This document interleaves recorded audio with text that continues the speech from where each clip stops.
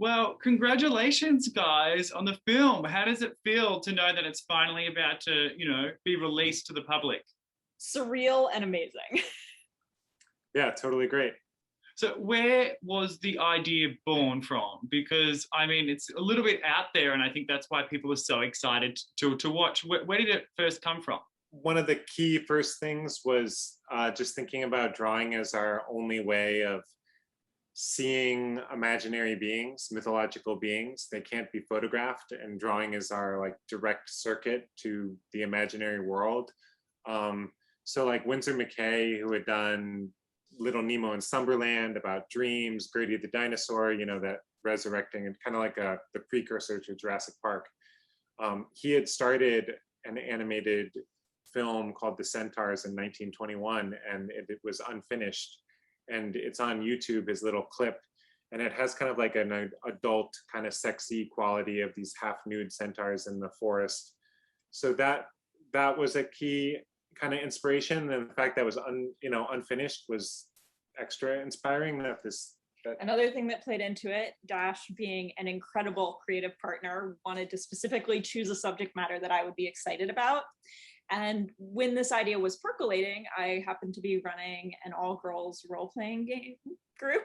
We were playing Dungeons and Dragons, and we kicked Dash out of the apartment. But he knew how much I loved the creatures and the miniatures and kind of those fantastical animals. And so he incorporated that partly for my benefit. And also— because Jane painted most of the cryptids in the movie.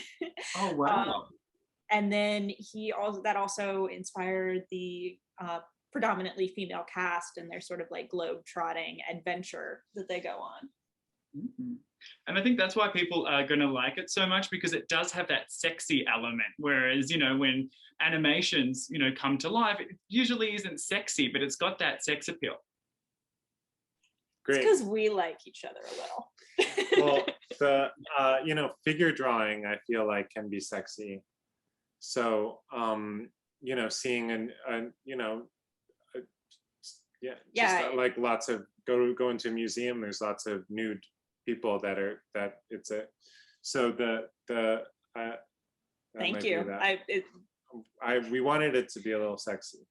I know. I was blushing a little bit. I was like, oh my God, I've never blushed by an animation watching a film before.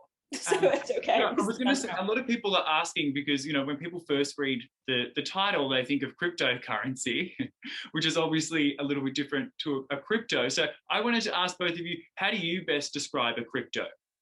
Well, a cryptid is a being that may or may not exist. It's kind of up for dispute if it exists.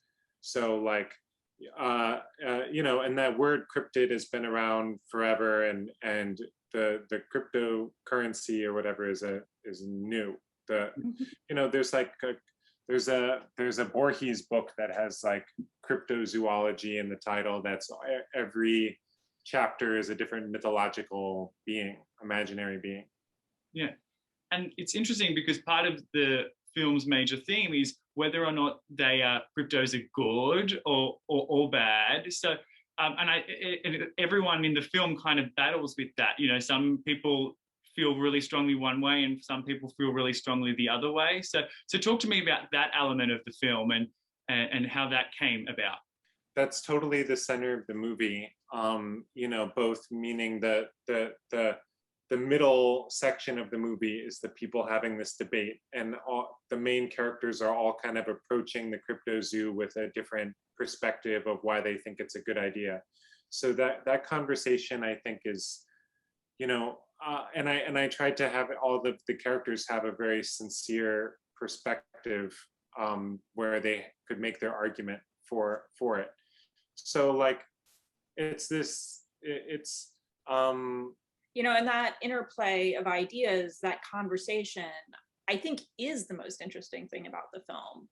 And, sometimes people ask us well, what do you think the right answer is? And we don't know. And I think that it's really questioning is it's saying, yes, idealism is great, but you have to be constantly asking questions as you move forward, because if these things had easy answers, we would have found them already.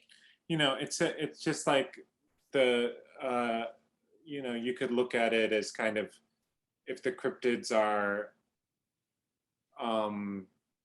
radical imaginations or radical ideas from these different cultures, and then the Cryptozoo is a museum, an attempt to kind of gather and introduce these radical artworks to the public. Often we've seen that in an attempt to do that, the artworks are damaged, in some way, or they lose their power, they lose their ability to, and if they run wild, maybe they're not preserved, but they are more powerful, but then they damage each other. They do, so this whole, the goal of the movie was to make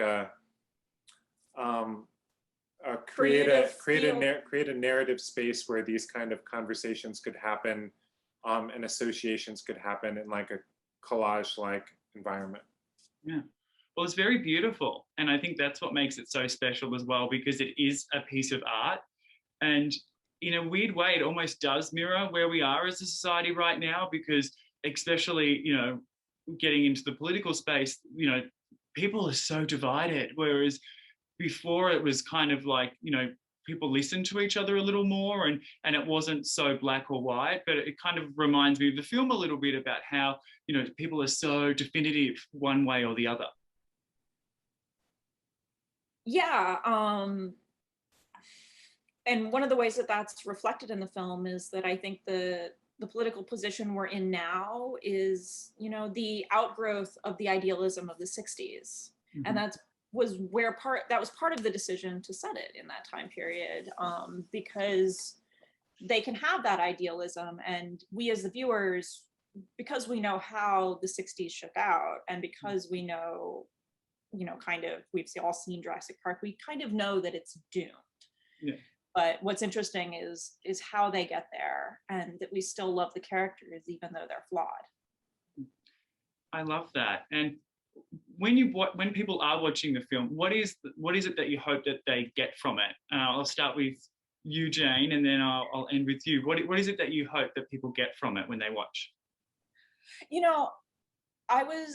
I was much deeper in the visual end. I just want people to be really visually excited by it. I want them to go on the ride and have fun and be surprised. Yeah. Yeah, I think it's kind of like I hope that unexpected connections happen in people's minds, and that it's